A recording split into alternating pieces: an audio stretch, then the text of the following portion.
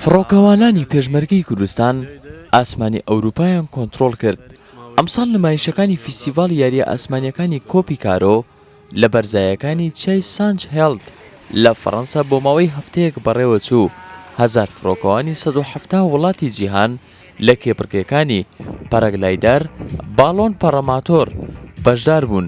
پێشمەرگەکانی کوردستانیش بە 4 فڕۆکەوان لە ناو ڕکابەریەکاندا پشکداریان کردبوو. جیاوازی فڕینی ئێرە ڕاستێکی تەنها ئەو احتیمامەیە کە دراوە پێی وەئیلا ئێمەش فڕۆکەوانی زۆر باشمانێ لە کوردستان. بەڕاستی یانی جیاوازێکی وەها بڵێم ئەگەر احتیمال ئەمان ئەگەر خبریشان زیاتر بێ هۆکارەکەی بۆ گەڕێتەوە کە ئەمان گرنگی دراوە بە شوێنی وەرزشەکە و ئەم وەرزشە بەداخەوە لە کوردستان تا ئێستا پێویست گرنگی پێ نەدراوە. هیوادارین کە بەرپرسانی حکوومەتی هەرێمی کوردستان زیاتر گرنگی بەم وەرزشە بدا و ئێمە زۆر سوپاسی وەزارەتی پێشمەرگە و فەرماگەی پەیوەندیەکان دەکەین کە هاوکارمان بوون.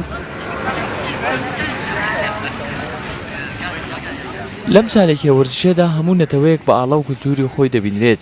هەر بۆیە تیپی فڕۆکەوانی پێشمەرگەش ئاڵای کوردستانی لە هەموو فڕینەکاندا لە ئاسمان بە هەزاران کەس پیشاندا. هەروەها پەیوەندیەکی بەهێز لە نێوان فڕۆکەوانانی کورد و فڕۆکەوانانی ئەوروپا دروست بوو. بڕیاریش وایە دانیال ڕایبۆن ڕێکخەری فیستیڤاڵی ئاسمانی کۆپی کارۆ لەگەڵ پۆلێک فڕۆکەوانی ئەوروپی سەردانی باشووری کوردستان بکات بە مەبەستی ئامادەبوون لە چالێکیەکی ئاسمانی